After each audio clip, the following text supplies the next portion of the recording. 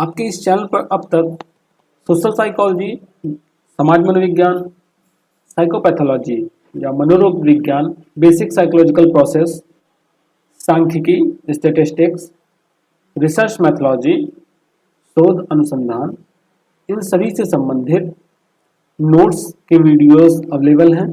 इनके साथ साथ एमसीक्यू टाइप क्वेश्चंस भी, ऑब्जेक्टिव क्वेश्चंस भी, जिसमें सोशल साइकोलॉजी से रिलेटेड, एबनॉर्मल साइकोलॉजी से रिलेटेड, पर्सनालिटी मेंटल टेस्ट से रिलेटेड, स्टैटिस्टिक्स, सांख्यिकी से संबंधित, रिसर्च यानी शोध से संबंधित, गाइडेंस काउंसलिंग, परामर्श एवं निर्देशन से संबंधित, इन्वायरमेंटल साइकोलॉजी और लास्ट में साइकोलॉजी प्रैक्टिकल से संबंधित कंप्लीट वीडियोस चैनल पर मिल जाएंगे। आपको इन वीडियोस के लिए सिर्फ यहाँ पर जो आपका वीडियो के नीचे टाइटल है, टाइटल के सामने आपको डिस्क्रिप्शन का एरो दिख रहा है, इस एरो पर आप क्लिक करेंगे, नीचे आपको सभी प्लेलिस्ट के लिंक प्रोवाइड हैं।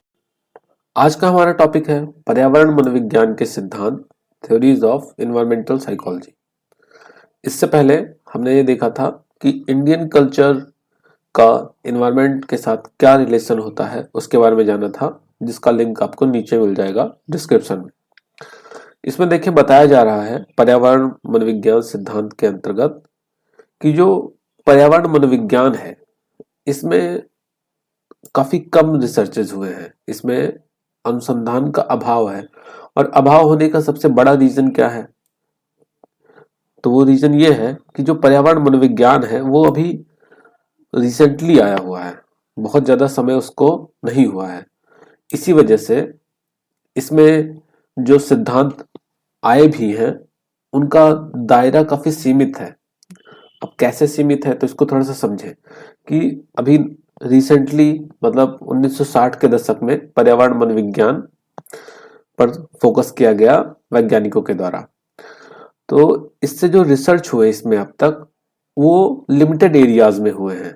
जैसे मान लीजिए कि रिसर्च भारत में हुआ, अब भारत में पूरे भारत में नहीं, यूपी में हो गया या उत्तराखंड में हो गया या बिहार में हो गया या नीचे कर्नाटक में हो गया, मतलब किसी एक ही राज्य में मान लो रिसर्च हो रहा है और उस राज्य के आधार पर आप पूरे देश के बारे में तो बता नहीं सकते कि क्योंकि पूरे देश का जो एनवायरनमेंट है वो अलग अलग है, भौगोलिक दशाएं अलग अलग हैं।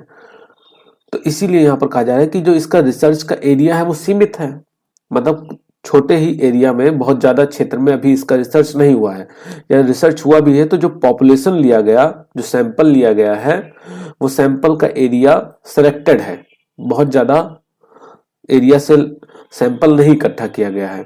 तो हम पूर्व कथन भी अगर कर पाएंगे, यहाँ पर आगे देखिए बताया जा रहा है कि इसीलिए पूर्व कथन की क्षमता का दायरा भी सीमित है, क्योंकि आप पूर्व कथन यानी पहले से आप किसके बारे में बता सकते हैं, जहां की चीजों के बारे में आप जानते हैं। जैसे मान लीजिए रिसर्च हो रहा है आपका दिल्ली में, तो आप दिल्ली के पर्यावरण के बारे में और उस पर्यावरण का मानव के साथ क्या संबंध है उसके बारे में आसानी से बता पाएंगे, क्योंकि वहां पर आपने रिसर्च किया है। लेकिन आप दिल्ली के आधार पर तमिलनाडु के बारे में थोड़ी बता पाएंगे कि दिल्ली का जो इन्वायरमेंट है उसी से मिलता जुलता तमिलनाडु का इन्वायरमेंट है, वहां पे तो चीजें गलत हो जाएंगी। और पहले से आप कोई पूर्व कथन भी नहीं कर सकते। जैसे जहां पे हम रिसर्च करते हैं तो देखिए हम आगे बता सकते हैं कि हाँ, अगर अभी का रिसर्च ये आया है तो आगे आने वाले समय में ये चीजें हो सकती हैं। तो इसीलिए यहाँ पर भी बताया जा रहा है कि जो पर्यावरण मनोविज्ञान है वो नया होने की वजह से ही उसका जो अध्ययन का क्षेत्र है वो काफी सीमित है और उसमें कम रिसर्चेज हुए हैं, और रिसर्च जो भी हुए हैं वो एक लिमिटेड एरिया में हुए हैं। और इसी वजह से हम पूर्व कथन भी नहीं कर सकते, और पूर्व कथन अगर कर भी सकते हैं तो जहां पर रिसर्च हुए हैं वही उसी एरिया में हम पूर्व कथन कर सकते हैं। इतनी चीजें क्लियर हो गई। अब इसमें आगे देखिए बताया जा रहा है कि पर्यावरण तथा व्यवहार का संबंध या पर्यावरणीय दशाओं का व्यवहार पर पड़ने वाले प्रभाव को दर्शाने के लिए जो भी थोड़े बड़े रिसर्च हुए हैं उन रिसर्चर्स को यहाँ पर बताया गया है, जिसमें से आप देखें आपका है यहाँ पर पहला उद्दोलन सिद्धांत, दूसरा पर्यावरणीय भार सिद्धांत, तीसरा पारिस्थितिकी सिद्धांत, चौथा व्यवहार प्रतिबंधन सिद्धांत और लास्ट है आपका पर्यावरणीय प्रतिबल सिद्धांत। तो ये सभी चीजें हम यहाँ पर डिस्कस करेंगे। आज की वीडियो जो है उसमें हम स्टार्टिंग के 2 सिद्धांत के बारे में जानेंगे, उद्दोलन सिद्धांत और पर्यावरणीय भार सिद्धांत क्या होता है। तो चलिए आगे देखते हैं।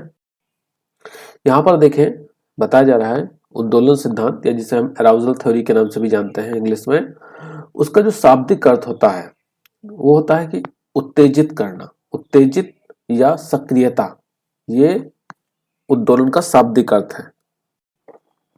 अब यहाँ पर देखें क्या बताया गया कि व्यक्ति शारीरिक व मानसिक दोनों स्तर पर उत्तेजित होता है। जैसे मान लीजिए, मैंने क्लास में भी एग्जांपल दिया था कि आपके सामने शेर आ जाए, तो अब शेर को देखेंगे तो क्या होगा, आप मानसिक स्तर पर भी उत्तेजित होंगे। कैसे? आप डर जाएंगे, कांपने लगेंगे। कांपना क्या हो गया? शारीरिक उत्तेजना हो गया। डरना क्या होगा? एक मानसिक उत्तेजना हो गया। या आप वहां से डर के भाग रहे हैं तो वो भी एक शारीरिक उत्तेजना हो गया। तो यानी जो भी व्यक्ति के अंदर शारीरिक और मानसिक उत्तेजना होती है या सतर्कता होती है, उसे हम उद्दोलन कहते हैं, अराउजल कहते हैं। और इसमें यह बताया जा रहा है कि पर्यावरण में, हमारे आसपास में क्या है, जो भी हमारा पर्यावरण है उसमें सब उद्दीपक हैं। हमारे लिए कोई भी चीज हमारे सामने आती है तो वो किस रूप में आती है? उद्दीपक के रूप में आती है। मनोविज्ञान में हम उसे उद्दीपक कहते हैं। मैंने आपको पहले भी बताया था कि उद्दीपक होता क्या है। तो पर्यावरण में उपस्थित कोई भी ऐसी वस्तु, व्यक्ति, कुछ भी ऐसा चीज जो आपको अपने ओर आकर्षित करने की क्षमता रखता है और आप अपनी ज्ञानेंद्रियों के द्वारा उसके बारे में जान पाते हैं, वो सभी चीजें उद्दीपक के अंतर्गत आती हैं। तो यहाँ पर बताया जा रहा है कि पर्यावरण में जितने भी उद्दीपक हैं, व्यक्ति उन उद्दीपकों के प्रति एक विशिष्ट व्यवहार करता है और उस व्यवहार को करने के लिए वो उत्तेजित होता है। और ये चीजें, ये उत्तेजना व्यक्ति को निरंतर व्यवहार करते रहने के लिए बाध्य करती है। समझ में आ रहा है? थोड़ा सा इसको समझे। विशिष्ट व्यवहार कैसे? कि आप सबके प्रति एक जैसा व्यवहार नहीं करते हैं, सबके प्रति एक जैसी उत्तेजना स्तर नहीं होती आपके अंदर। जैसे आपके टीचर आते हैं तो आप दूसरे तरीके से, आपकी मानसिक स्थिति होती है, उद्दोलन स्तर होता है। वहीं पर जब आपका फ्रेंड आता है तो आप शारीरिक मानसिक स्तर पर एकदम खुश हो जाते हैं, शारीरिक स्तर पर एकदम उछलने लगते हैं, जाके उसे गले लगाते हैं। मानसिक स्तर भी आपको प्रसन्नता की अनुभूति होती है। तो यहाँ पर देखें, इसी तरीके से मान लीजिए कोई जानवर आ जाता है तो जानवर के प्रति आपकी दूसरी उत्तेजना स्तर हो जाती है।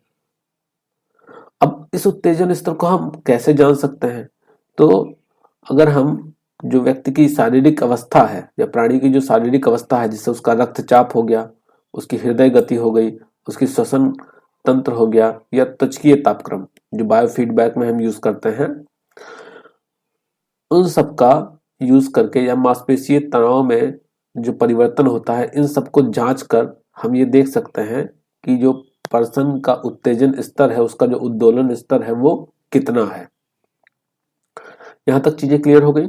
आगे बढ़े तो आगे देखें, यहां पर प्रोसोंस्की ने बताया है कि पर्यावरण उद्दोलक मनुष्य के संपूर्ण दैहिक तथा मानसिक व्यवहार को प्रभावित करता है। आपने ऊपर एग्जाम्पल में देख ही लिया कि आपके दैहिक स्तर को भी और मानसिक, दोनों तरीके के व्यवहार को प्रभावित करता है। जैसे अगर शेर आ जाए, मैंने बताया कि आप दैहिक स्तर पर क्या होंगे? भागेंगे। मानसिक स्तर पर आप डर जाएंगे। और ये उद्दोलक शयन कक्ष से लेकर कार्यालय तथा सामाजिक क्रियाओं को भी संपादित करने के अतिरिक्त संपूर्ण व्यवहार को प्रभावित करता है। आप देखिए, आप कोई भी व्यवहार करते हैं तो उसमें एक्साइटमेंट लेवल होता है। अब ये बात अलग है कि वो एक्साइटमेंट लेवल बहुत ज्यादा हाई है या बहुत लो है या मीडियम स्तर का है, ये बात अलग होती है। बट आप एक्साइटेड होते हैं, उद्दोलन स्तर आपके अंदर रहता है किसी भी कार्य को करते समय। और ये उद्दोलन कभी हमें सुखद अनुभूति का आभास कराते हैं तो कभी दुखद अनुभूति। जैसे जब आपका फ्रेंड आपके सामने आता है तो आप सुखद अनुभूति का आभास होता है आपको, और वहीं पर अगर कोई ऐसा पर्सन आपके सामने आ जाता है जिसे आप एकदम पसंद ही नहीं करते, या मान लीजिए आपके सामने कोई सांप आ जाता है, तो सांप को कौन पसंद करेगा? डर जाएगा आदमी। तो क्या होगा?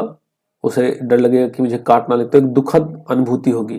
तो यानी उद्दोलन स्तर में दोनों टाइप की अनुभूति व्यक्ति को होती है।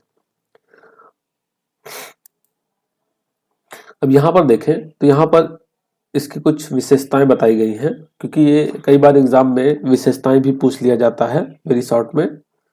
तो इसमें बताया जा रहा है कि उद्दोलन की जो अवस्था है वो देखें तो सुप्तावस्था से व्यक्ति को सक्रिय अवस्था में ले जाती है, जिससे वह पर्यावरणीय उद्दीपकों के प्रति सक्रिय हो जाता है। मतलब जैसे जब पर्यावरण में कोई उद्दीपक आता है तो व्यक्ति मान लीजिए आराम से चेयर पर बैठा है और अचानक से उसके पैर के पास से कोई सांप निकल जाए तो क्या होगा, जैसे उसकी नजर पड़ेगी तो आराम से एकदम बैठा था, रिलैक्स कर रहा था और तुरंत झट से वो पैर ऊपर उठा लेगा। तो ये क्या हो गया, वो एक्टिव हो गया ना, तुरंत सक्रिय हो गया। तो ये उद्दोलन की अवस्था सुप्तावस्था से सक्रिय अवस्था में व्यक्ति को ले जाती है। अब ये देखिए यहाँ पर बताया जाए कि ये आंतरिक रूप से सक्रिय होकर उद्दोलन के स्वरूप की व्याख्या करने लगता है। मतलब उद्दोलित अवस्था में व्यक्ति क्या होता है, आंतरिक रूप से सक्रिय होता है। जैसे जब उसने सांप को देखा तो उसके अंदर सिर्फ एक डर की फीलिंग आई और उसकी वजह से फिर उसने क्या किया, पैर वहां से हटा लिए। फिर आगे देखें तो बताया जा रहा है कि व्यक्ति दैहिक और मानसिक दोनों स्तर पर उत्तेजित होता है। आप ऊपर ही इस चीज को देख चुके हैं। नेक्स्ट, उद्दोलन स्तर इतना अधिक तीव्र हो जाता है कि निष्पादन स्तर में उतार चढ़ाव हो जाता है। जैसे कई बार जब पर्सन बहुत ज्यादा एक्साइटेड हो जाता है तो उसके काम बहुत अच्छे हो जाते हैं, आसानी से कर लेता है, और कई बार बहुत ज्यादा एक्साइटमेंट काम को बिगाड़ भी देता है। इसके बाद हम इसके प्रभाव को देखते हैं, उद्दोलन का क्या प्रभाव होते हैं। इसको अगर हम देखें तो यहाँ पर देखें यार्क्स ने बताया है कि जो उद्दोलन स्तर होना चाहिए, अराउजल लेवल होना चाहिए, वो अगर बहुत ज्यादा है तो भी व्यक्ति का कार्य प्रभावित होगा निगेटिव रूप में, और अगर बहुत कम है तो भी प्रभावित होगा निगेटिव रूप में। तो यानी जो उद्दोलन स्तर है वो मध्यम स्तर का होना चाहिए। इनके अनुसार मध्यम स्तर का उद्दोलन स्तर होगा तो व्यक्ति आसानी से कार्य को कर पाएगा। तो यहाँ पर थोड़ा सा समझे इसको। जैसे मान लीजिए कि अगर कोई पर्सन रेस लगा रहा है, तो अगर रेस लंबी रेस है, मतलब मैराथन है, तो उसमें क्या होगा, वो पर्सन अगर एक्साइटेड होके और स्टार्टिंग में ही क्या कर रहा है, बहुत तेजी से दौड़ने लगता है, तो एक्साइटमेंट लेवल उसका हाई है, तो क्या वो ज्यादा देर तक दौड़ पाएगा? वो आगे जाकर क्या होगा, एकदम से लो पे उसका परफॉर्मेंस आ जाएगा। वहीं अगर उसका एक्साइटमेंट लेवल एकदम लो है, एकदम लो एक्साइटमेंट लेवल के साथ चल रहा है, तो वो जाएगा तो लंबी दूर तक लेकिन पीछे रह जाएगा। अगर उसका एक्साइटमेंट लेवल मीडियम स्तर का है तो क्या होगा, वो लंबे दूर तक, मतलब लंबी दूरी तय कर सकता है और सक्सेस पा सकता है। इसलिए यार्क्स डाउन ने यहाँ पे बताया, डाउसन ने, कि जो मध्यम स्तर का उद्दोलन होता है वही व्यक्ति के जो परफॉर्मेंस है उसमें सबसे ज्यादा इफेक्ट डालता है, पॉजिटिव इफेक्ट। अगर कम होगा या बहुत ज्यादा होगा तो दोनों में उसका परफॉर्मेंस फिर घट जाएगा। इसी चीज को यहाँ पर इवांस और लेसो ने बताया। इन्होंने कहा कि तीव्र तथा निम्न उद्दोलन की स्थिति में निष्पादन और उपलब्धियां कम हो जाती हैं। जैसे यहाँ पर ही देखें, अगर रेस चल रहा है तो अगर वो बहुत तेजी से दौड़ेगा तो भी रेस आ जाएगा और बहुत स्लो दौड़ेगा तो भी रेस आ जाएगा। मीडियम स्तर पर अगर वो चल रहा है तो उसकी जीतने की संभावना काफी ज्यादा है। अब आपके मन में कुछ लोगों के मन में क्वेश्चन आ रहा होगा कि मान लीजिए सर रेस 100 मीटर का है, तो 100 मीटर में अगर हम मीडियम स्तर पर दौड़ेंगे तब तो हार जाएंगे। तो यहाँ आप थोड़ा सा कॉमन सेंस का यूज करें कि अगर आपका जो लक्ष्य है वो बहुत छोटा है, तो अगर लक्ष्य बहुत ज्यादा छोटा है तो उसके लिए तो आपका हाई अराउजल आवश्यक है, अत्यधिक उत्तेजन आवश्यक है। यहाँ पर बात की जा रही है कि अगर आपका लक्ष्य बड़ा है तो उस स्थिति में आपका मीडियम लेवल अराउजल आवश्यक है। लेकिन अगर 100 मीटर है और आप आराम से दौड़ के शुरू करना चाह रहे हैं मध्यम स्तर पर, तो 100 मीटर तो बहुत से लोग तुरंत दौड़ के पहुंच जाएंगे, तो आप हार सकते हैं। समझ में आ गई ये चीजें? तो उद्दोलन सिद्धांत क्या है, उसकी क्या विशेषताएं हैं, उसका क्या प्रभाव है, ये चीजें हमने यहाँ पर देखा। नेक्स्ट देखते हैं हम पर्यावरणीय भार सिद्धांत। अब पर्यावरणीय भार सिद्धांत क्या होता है? तो आप एक बार फिर से अभी जो मैंने उद्दीपक वाला पॉइंट बताया उसको ध्यान दें कि हमारे आसपास जो भी चीजें हैं वो सब के सब अगर हमें प्रभावित करती हैं या प्रभावित करने की क्षमता रखती हैं तो उसे हम उद्दीपक के अंतर्गत रखते हैं, उसे हम स्टिमुलस मानते हैं। जैसे मान लीजिए कि मैंने यहाँ पे एक डॉट बना दिया। अब ये बताएं कि आपको क्या आकर्षित करती है कि नहीं करती है? आपको अपनी ओर आकर्षित कर रही है, आपका नजर इस पे पड़ रहा है, ज्ञानेंद्रियां आपको सक्रिय हो गई, तो इसे भी हम एनवायरनमेंट के अंतर्गत रखेंगे। अब आप लोग मुझे कमेंट में बताएंगे कि आपके आसपास में कौन सी ऐसी चीज है जो उद्दीपक के अंतर्गत नहीं आएगी। तो उद्दीपक का कॉन्सेप्ट एक बार फिर से क्लियर हुआ। अब इस सिद्धांत को देखते हैं तो चीजें समझ में ज्यादा आएंगी। यहाँ पर बताया जा रहा है कि मनुष्य के भौतिक व सामाजिक पर्यावरण में विभिन्न प्रकार के घटक उसे समय समय पर प्रभावित करते हैं। अब घटक कह सकते हैं या उद्दीपक कह सकते हैं कि विभिन्न प्रकार के उद्दीपक व्यक्ति को समय समय पर प्रभावित करते हैं। और कई बार ऐसा भी होता है कि व्यक्ति के सामने एक ही समय में बहुत से उद्दीपक एक साथ उपस्थित हो जाते हैं। अब उस स्थिति को ही जब उद्दीपक एक साथ कई उद्दीपक व्यक्ति के सामने उपस्थित हो जाते हैं तो उस सिचुएशन को ही हम कहते हैं पर्यावरण अतिभार या पर्यावरण भार सिद्धांत के अंतर्गत उसे रखा जाता है। अब जब ऐसी सिचुएशन आएगी तो पर्सन सभी उद्दीपक के प्रति एक साथ में तो प्रतिक्रिया कर नहीं पाएगा, तो वो कुछ उद्दीपकों के प्रति उदासीन हो जाता है, मतलब कुछ उद्दीपकों के प्रति ध्यान ही नहीं देता है, जो कि उसे लगता है कि महत्वहीन उद्दीपक हैं, उनकी तरफ ध्यान ही नहीं देता है।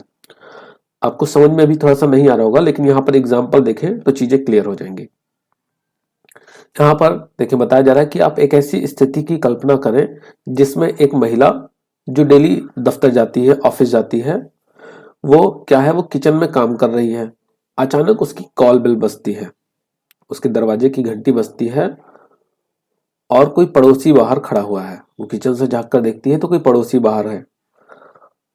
अब उसी समय पर उसका जो बच्चा है वो नाश्ते के लिए जिद कर रहा है कि मुझे नाश्ता चाहिए, नाश्ता चाहिए।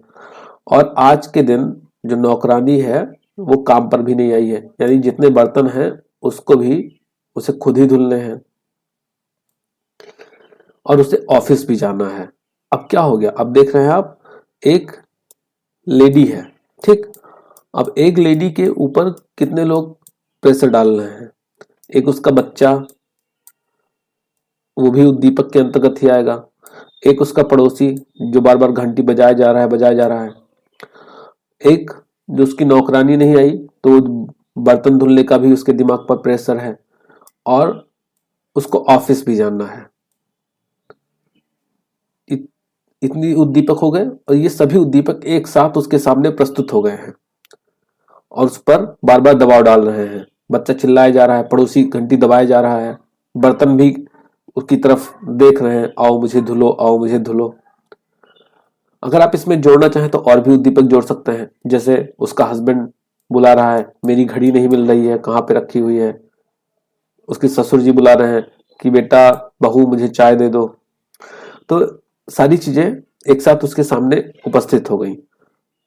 अब जब ऐसी चीजें एक साथ उसके सामने इतने सारे उद्दीपक आ जाते हैं तो इसी सिचुएशन को हमने यहाँ पे क्या देखा, इसे ही हम पर्यावरण भार सिद्धांत कहते हैं। क्यों पर्यावरण अतिभार सिद्धांत? क्यों? क्योंकि ये सभी चीजें पर्यावरण के अंतर्गत ही तो आएंगी ना, उसके पर्यावरण के अंतर्गत ही आएंगी, तो इसे पर्यावरण अतिभार सिद्धांत कहते हैं। अब यहाँ पर वो करेगी क्या, जब इतनी सारी चीजें उसके साथ में एक साथ आ जाएंगी तो क्या करेगी? अगर वो प्राथमिकता के आधार पर अपने कार्यों को सेट करती है, मतलब उसमें उसको करना क्या है कि उसने प्रायोरिटीज सेट कर ली कि मुझे सबसे पहले कौन सा काम करना है, उसके बाद कौन सा काम करना है और कौन सा काम मुझे करना ही नहीं है। तो मान लीजिए वो सोचती है कि सबसे पहले मैं क्या करूं, अपने बच्चे को संतुष्ट करूं, उसको भोजन दे दूं या नाश्ता दे दूं। उसके बाद मैं जो किचन का काम है, बर्तन वर्तन साफ करना है, उसको साफ कर लूं, या फिर ऑफिस से छुट्टी लेकर घर का काम खत्म कर लूं। और बाहर जो पड़ोसी खड़ा है, घंटी बजाया जा रहा है, उसको इग्नोर कर दें कि ये तो हर तीसरे दिन मुंह उठा के आ जाता है चीनी मांगने, 1 कप चीनी मिलेगा। तो इस तरीके से उसने क्या किया, कि अपनी प्रायोरिटीज वो सेट कर सकती है। अब इसमें और कौन सी संभावनाएं आती हैं उसको देखें। तो यहाँ पर देखें कि इसमें बताया जा रहा है कि वो और क्या क्या चीजें कर सकती है कि व्यक्ति यानी वो लेडी उद्दीपक के प्रति प्राथमिकता के आधार पर प्रतिक्रिया करे, जैसे उसने सेट कर लिया। कुछ उद्दीपकों को अनदेखा कर दे, जैसे उसने पड़ोसी को इग्नोर कर दिया। कुछ उद्दीपकों के प्रति व्यवहार को स्थगित कर दे कि मतलब अभी बाद में कर लेंगे, जैसे उसने सबसे पहले बच्चे को खाना देना सही समझा और बर्तन को धुलना उसके बाद रखा, या उसने सोचा कि चलो जो अभी घर का काम है वो शाम को आकर कर लेंगे, ऑफिस पहले चले जाते हैं, तो उसने घर के काम को स्थगित कर दिया। कुछ उद्दीपकों पर ध्यान ही नहीं देता, मतलब वो उसने ध्यान ही नहीं दिया, जो पड़ोसी खड़ा था उसने उस पर ध्यान ही नहीं दिया। तो इतनी चीजें यहाँ पर आपको क्लियर हो गई। अब आगे देखें तो कोहेन ने 1978 में कुछ और इम्पोर्टेंट एस्पेक्ट्स को इसके अंतर्गत जोड़ा। तो इसमें यहाँ पर ये बता रहे हैं कि व्यक्ति के सम्मुख जो उपस्थित उद्दीपक हैं उनका प्रभाव सीमित होता है। और प्रभाव क्यों सीमित होता है? क्योंकि उसको सीमित समय में ही उनके प्रति अनुक्रिया करनी होती है। जैसे पड़ोसी वो दिन भर तो घंटी बजाएगा नहीं, या बच्चा दिन भर तो नाश्ता मांगेगा नहीं, वो चिल्लाने लगेगा, या ऑफिस दिन भर तो खुला नहीं रहेगा।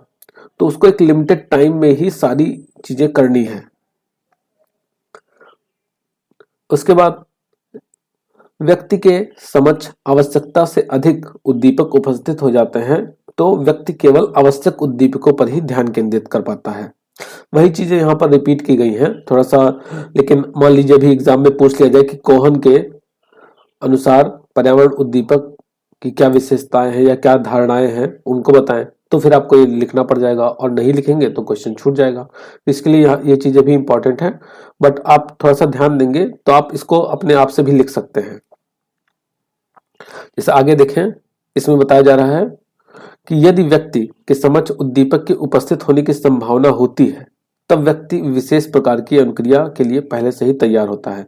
जैसे मान लीजिए वो लेडी है, और वो लेडी को लग रहा है कि हाँ अभी सब लोग को, मुझे भी ऑफिस जाना है, बच्चे को भी स्कूल जाना है, ये सारी चीजें हो रही हैं, बर्तन काम वाली भी नहीं आई है, कॉल करके बता दी है, तो वो पहले से ही तैयार है कि हाँ मेरे ऊपर प्रेशर आ सकता है। तो क्या कर सकती है कि मेंटली प्रिपेयर्ड होकर सारे कामों को पहले से ही सेट कर सकती है कि क्या क्या चीजें करनी है। आगे देखें तो इसमें बताया जा रहा है कि व्यक्ति की अवधान क्षमता स्थायी नहीं होती। मतलब आप खुद देखें तो आप किसी एक चीज पर बहुत ज्यादा फोकस नहीं कर सकते हैं। एक टाइम के बाद आपकी फोकस में, आपके अटेंशन में कमी आ जाती है। जैसे आप पढ़ते ही हैं तो लगातार कई घंटों तक नहीं पढ़ पाते हैं, कुछ घंटे पढ़ते हैं, 1-2 घंटे या 1 घंटे, उसके बाद आप देखें तो आपका कंसंट्रेशन लेवल डिस्टर्ब होने लगता है, आपकी दिमाग इधर उधर भागने लगता है। तो जब ऐसी चीजें होती हैं तो क्या होता है कि उसका जो अटेंशन है वो प्रभावित हो जाता है। जिस 4-5 चीजें उसके साथ सामने एक साथ आ गई तो जाहिर सी बात है कि आपका जो अटेंशन है वो डिस्टर्ब हो जाएगा, आप एक जगह पर केंद्रित नहीं हो पाएंगे। और उस सिचुएशन में कई बार पर्सन अतिभार को महसूस करता है। आपने खुद भी फील किया होगा ये चीज कि जब आप पढ़ रहे हैं, बहुत सारे लोग एक साथ आ जाएं, बात करने लगे, तो आपको लगता है अरे यार सर पे कितना ज्यादा बोझ हो गया, हटो अब पढ़ेंगे ही नहीं, या वहां से हट ही जाते हैं। तो ऐसी सिचुएशन भी देखने को मिलती है। के प्रभाव को देखते हैं, इफेक्ट ऑफ एनवायरमेंटल लोड, कि इसका क्या क्या प्रभाव पड़ता है। तो पहला है अति उद्दीपता, ओवर स्टिमुलेशन। मतलब जब पर्सन के सामने एक साथ बहुत से उद्दीपक उपस्थित हो जाते हैं और वो कंफर्म नहीं कर पाता या डिसाइड नहीं कर पाता कि कौन सा काम करे कौन से काम ना करे, तो कई बार क्या होता है कि ऐसी सिचुएशन में उसकी जो वर्किंग स्किल होती है, जो कार्य करने की क्षमता होती है, वो बढ़ जाती है, वो बहुत ज्यादा बढ़ जाती है। लेकिन इसमें एक जो निगेटिव पॉइंट ये है कि उस कंडीशन में वो जल्दी जल्दी सारे काम को करने के लिए उसका एक्साइटमेंट लेवल तो बढ़ गया, बट उस कंडीशन में उसके कार्य के बिगड़ने की संभावना भी बढ़ जाती है। दूसरा जो प्रभाव है वो है अप उद्दीपता, अंडर स्टिमुलेशन। मतलब जो मैंने अभी आपको एग्जांपल में बताया कि जब चारों तरफ से सब लोग आ गए, डिस्टर्ब कर रहे हैं बार बार, आपको लग रहा है अरे सर पे कितना भार आ गया है, तो आपका मन करता है कि यार अब तो पढ़ेंगे ही नहीं, अब तो ये काम करेंगे ही नहीं, और आप बिना कुछ किए ही चुपचाप बैठ जाते हैं, यानी आप क्या हो गए, कर्तव्य विमुख हो गए। और ऐसी सिचुएशन में, क्योंकि काम तो वो करना ही पड़ेगा, मान लीजिए आपने नहीं पढ़ा, अभी नहीं पढ़ा कि सब लोग आ गए हैं, नहीं पढ़ पा रहे हैं, बट एग्जाम पास करने के लिए आपको पढ़ना तो पड़ेगा ही। तो जब बाद में पढ़ेंगे या आपने उस टाइम पे नहीं पढ़ा तो बाद में आपको निराशा होगी, डर लगेगा कि आप पढ़ा नहीं, फेल हो जाएंगे तो क्या होगा, स्ट्रेस, तनाव, ये सारी चीजें, मनोवैज्ञानिक विकृतियां भी आपके अंदर जन्म ले सकती हैं। कई बार व्यक्ति आलसी और जो इम्पोर्टेंट काम होते हैं उनके प्रति भी लापरवाह हो जाता है, और व्यक्ति की जो शारीरिक और मानसिक शिथिलता है वो बढ़ जाती है। तो इस तरीके से भी, इससे भी क्या होता है कि जो उसकी व्यक्तिगत उन्नति है, जैसे वो पढ़ेगा नहीं तो एग्जाम में फेल हो जाएगा, और एग्जाम में फेल हो गया तो सामाजिक उन्नति पर भी प्रतिकूल प्रभाव पड़ेगा। कैसे? पड़ोसी कहेंगे अरे ये तो फेल हो गया, अरे ये तो मेरे बच्चे से भी कम नंबर पाया है, मतलब ऐसी चीजों का भी सामना करना पड़ेगा। नेक्स्ट देखें, लास्ट, तो अवधान क्षमता पर प्रभाव, मतलब इफेक्ट ऑफ अटेंशन पावर। तो यहाँ पर मिलग्राम ने बताया कि पर्यावरण भार का जब स्थिति व्यक्ति के सामने उत्पन्न होती है तो उसकी जो अवधान क्षमता है, जो उसका अटेंशन है, वो बहुत अधिक प्रभावित हो जाता है। और जब ये प्रभावित हो जाता है तो कई बार क्या करता है पर्सन कि जो कम अवधान वाले कार्य हैं उनको भी वो भार महसूस करने लगता है। आपने खुद ने फील किया होगा कि कई बार जब सिचुएशन ऐसी आ जाती है कि बहुत से चीजें एक साथ आपके सामने उपस्थित हो जाती हैं, तो जो छोटे छोटे कार्य रहते हैं, जो आपको अब तक लग रहा था कि ये तो हम आसानी से कर ले जाएंगे, वो कार्य भी सही से नहीं हो पाते हैं, वो कार्य भी एकदम भार की तरह लगने लगते हैं।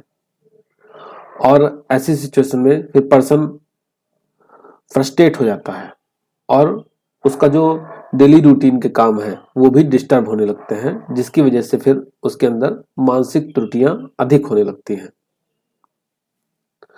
और फिर जब कई बार तो ऐसा हो जाता है कि पर्सन फिर सोचता है कि नहीं, मैं सिर्फ अपना ही काम करूंगा, पड़ोसी जाए भाड़ में, जो भी और लोग हैं वो सब जाए भाड़ में, क्योंकि वो खुद डिस्टर्ब होता जा रहा है।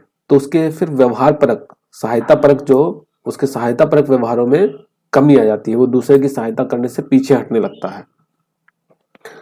तो यहाँ पर हमने देखा कि पर्यावरण सिद्धांत क्या है, और पर्यावरण सिद्धांत के टाइप के अंतर्गत हमने उसके 2 टाइप्स देखे। नेक्स्ट वीडियो में हम देखेंगे पारिस्थितिकीय सिद्धांत, इकोलॉजिकल थ्योरी, जो कि बाकर का यहाँ पर महत्वपूर्ण योगदान रहेगा। तो मिलता है